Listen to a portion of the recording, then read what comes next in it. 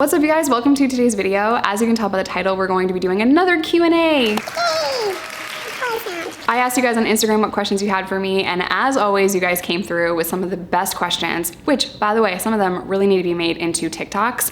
Like, they're questions that I can't make a whole YouTube video about, but I can make some TikToks about it. So thank you guys so much for the inspiration and for the questions. If you guys are new here, hi, my name is Jess. I'm a person in long-term recovery who has served time in prison, and my entire crazy life story is in the description box down below. If you want to follow me on any other social media platform, TikTok, Instagram, Patreon, that's $2. It's only ever going to be $2. All of that is linked down below, as well as my vlog channel and my podcast that I am setting up a new space for, and I'm super excited about it. You will also find in the description box a link with Groups Recovered Together, who I am a proud partner with. Their program is available in 12 states. They 420 friendly because their treatment model strongly lands on harm reduction, and they're the most incredible team of people. That is in the description box as well. All right, let's kick this thing off.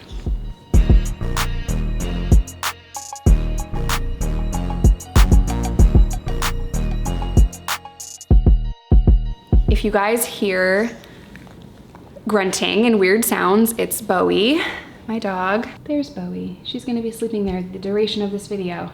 Question 1. How was your kids' reaction when you announced that you'll get married? So they like literally didn't care.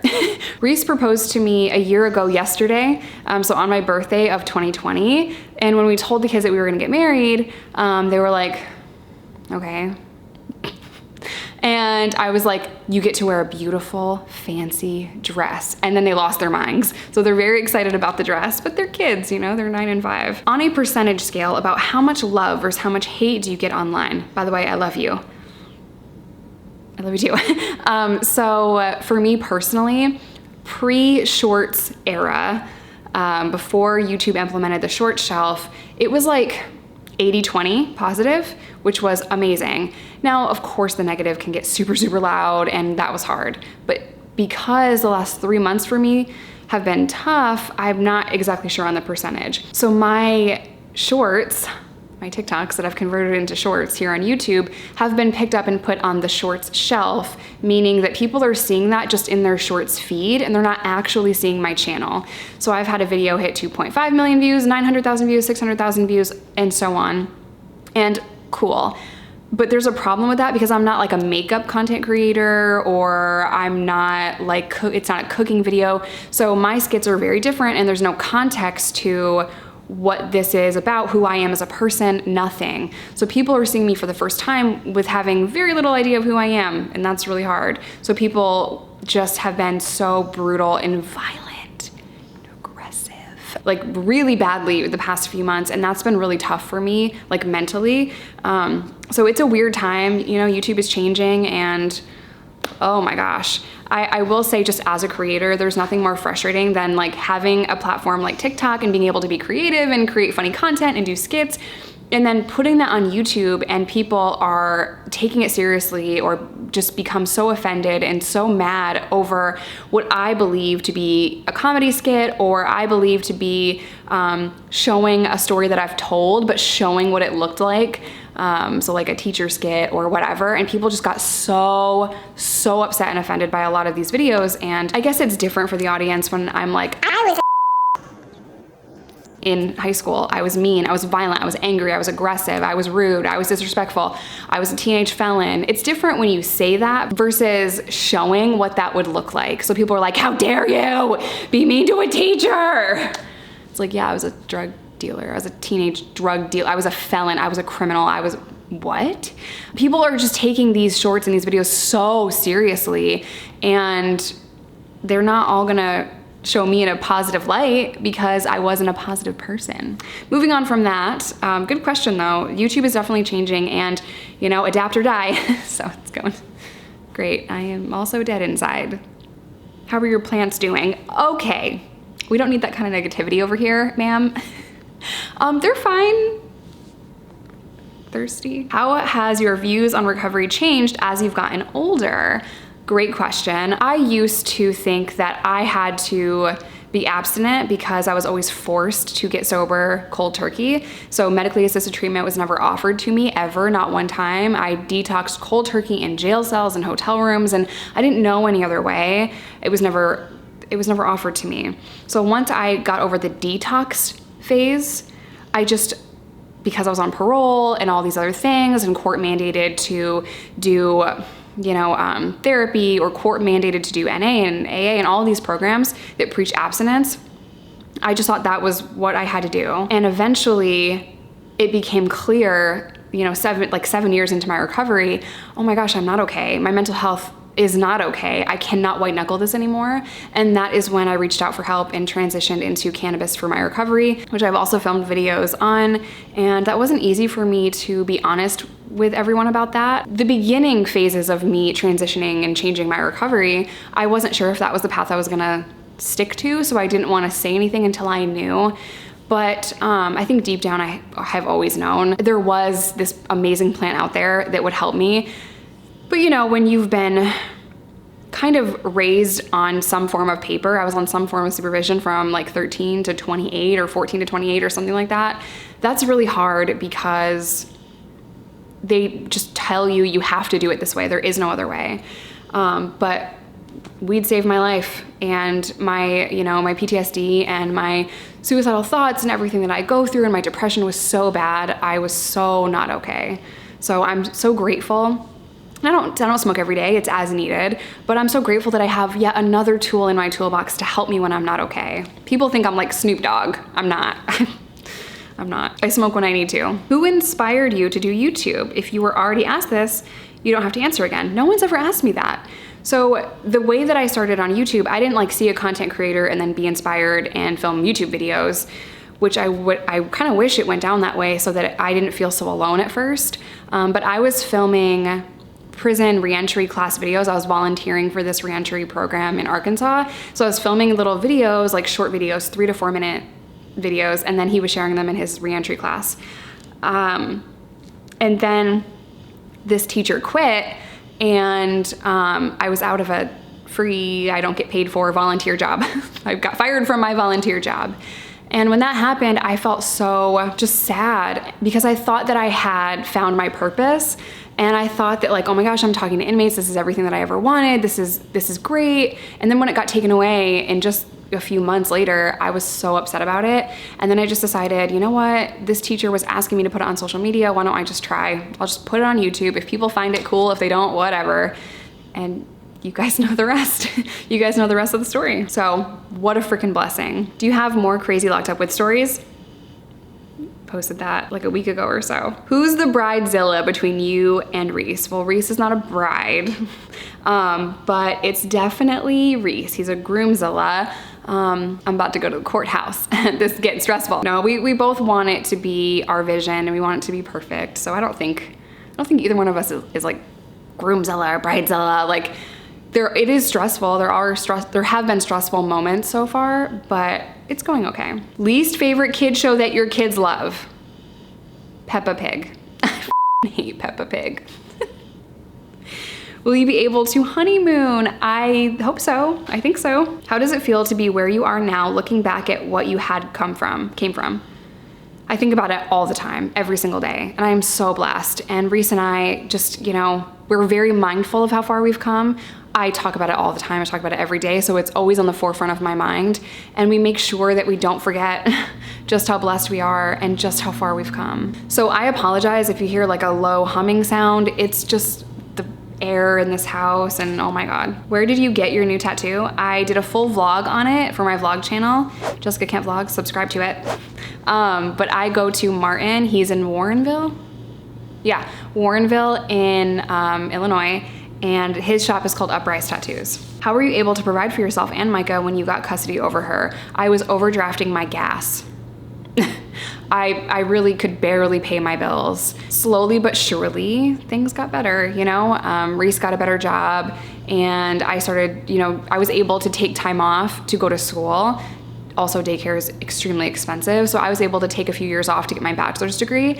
But then Reese got a good job, and then got a promotion, and then another promotion, and then I started my career here. I think that's everything that's wrong with America, is that people can't work because daycare is so egregious and so expensive. Right around the time I was getting my associate's degree is when Riley was born, and two babies 2 daycare bills. It just wasn't realistic for our family. So it made more sense for me to stay home with them, which was very difficult. And that was a time in my life where I was so depressed, had postpartum depression after Riley was born, and I would envision relapsing all the time, and I was mentally not okay. It was one of the hardest times in my life. And then all of the guilt and shame that I carried around with me, like, you're supposed to be happy. Micah was born in prison. You are not in prison now.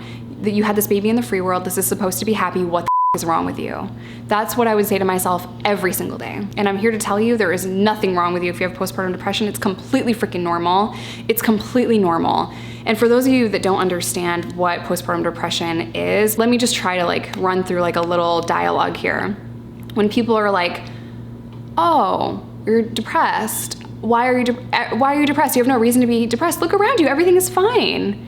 It would be like saying to somebody with asthma, hey, why can't you breathe? Look at all this air that you have to breathe. What's your problem? So if you wouldn't say it about someone's physical issues, physical ailments, like something like asthma, don't say that about someone that has a mental health issue. And mental health is physical health because, I don't know if anyone's noticed, but our brain is like part of our body. So. Do you like hugs? No, I don't. I don't. And now, because of the panorama, so stupid, people don't ask. They can't, you know what I mean? Just bump an elbow. Please, after COVID, keep your distance. I'm not a hugger. It has nothing to do with you. I probably love you if you're trying to hug me, but I don't like it. What part of Canada would you like to live in? Yes. Any part at this point that will take me and allow me to be there. I don't care. I don't care. I might smuggle myself in. How are you? The Texas video was very heavy and I wanted to check in. I'm doing okay. Thank you. I'm doing okay. How did you build your confidence during your recovery? You're awesome, by the way. Tattoos and tits. And I know that's not a normal answer. I was not comfortable in my own skin. I was super awkward, especially in the first couple of years of my recovery. And I didn't know how to stand or like talk to people. And I didn't know how to handle my emotions. And I was super uncomfortable. Slowly but surely, I started to create who I was in my head. I started to live that vision, and tits and tattoos, man, it just made me way more confident. And I still struggle, you know, I still have insecurities, everyone does. But I knew that I didn't want to look down at my scars every day, and I knew I wanted to transform my very ugly past into art on my arm, on my body, and I did that. But in a nutshell, time.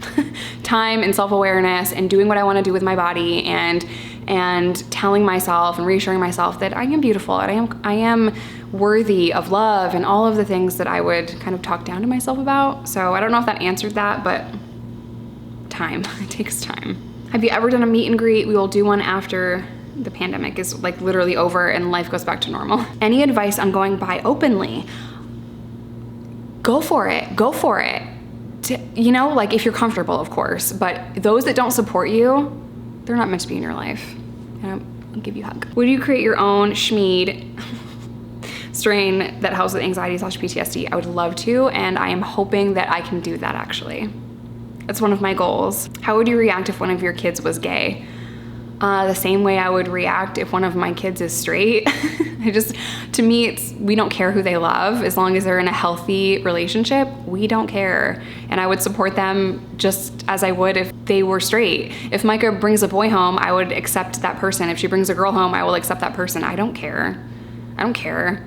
As long as she's happy and it's a healthy relationship. The only problem I'm gonna have is if this person is toxic. And I genuinely hope my kids don't have to say, Mom, I have to tell you something, I am gay. No, I hope that it's not even a big deal to them. Like I don't want them to stress that, telling me that. And I just want it to be just, hey, this is my girlfriend, Lucy, or this is my boyfriend, Luke. You know what I mean? You know what I'm trying to say? So I just hope it's not a concern if one of them are gay. I hope it's not a concern or a stressor for them to try to tell us. You know what I mean? I hope that makes sense. What YouTubers do you watch? Relaxing rain sounds at night to help me go to sleep. I don't watch a lot of YouTube because I'm busy creating content for YouTube. So it's very hard to, you know, click on videos and watch other videos. I don't even watch my own videos.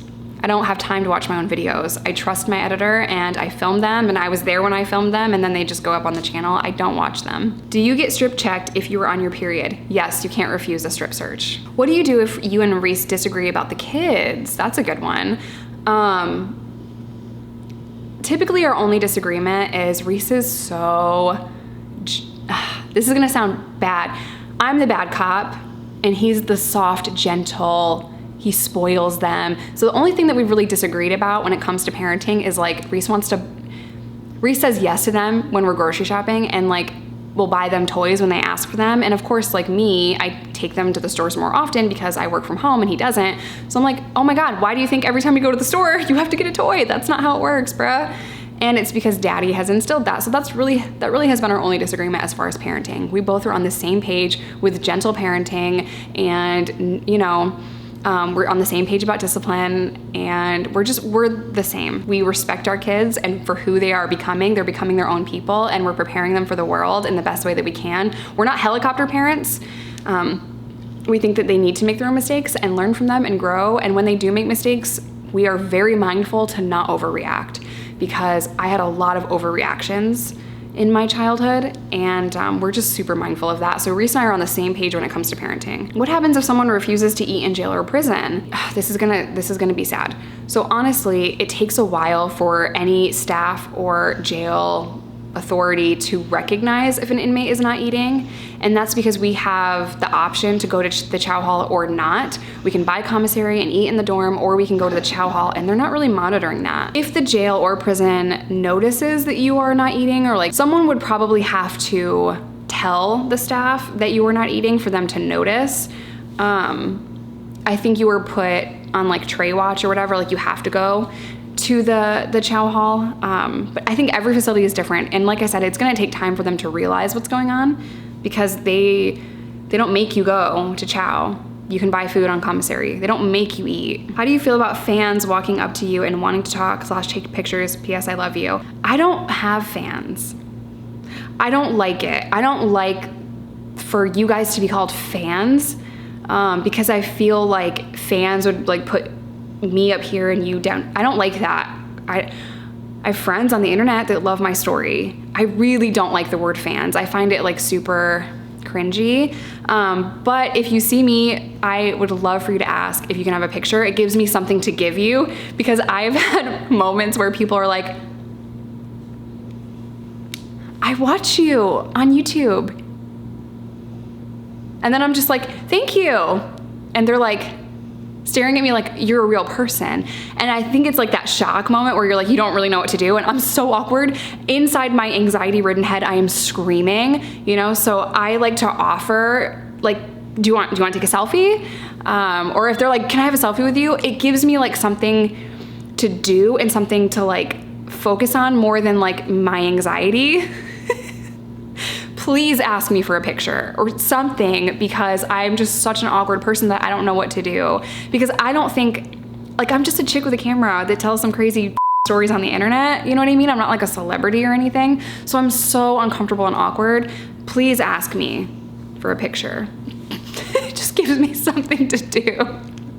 Like Ricky Bobby, I don't know what to do with my hands. You could just put him down. Did the guy who abused you so badly with the paddle as a child go to jail? No. He was never held accountable for that or reported in any way, but he is dead. What restaurant did you go to in Chicago for your date night? That's a good question. Oh, it's right on the Riverwalk. Oh crap.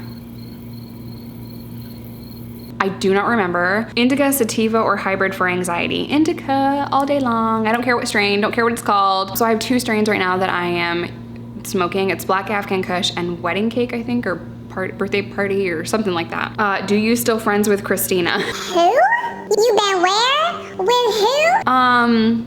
Yes, I'm still friends with Christina. And yes, she's invited to the wedding. If you would have had a boy instead of Micah, what would you have named him? Micah. So that is it for the questions for today. I love you guys. Please feel free to leave me some more questions in the comment section down below. I love doing Q&As, so let's just fill the comment section with questions. Don't forget to subscribe to the channel if you haven't already, and even if you have, YouTube unsubscribes people, so check the notification. I'm gonna end today's video here. As always, I love you guys. Stay safe, stay in recovery, whatever that looks like to you. Don't let anyone ever tell you that you're wrong, because there's no wrong way to recover. And I will see you guys in my next one.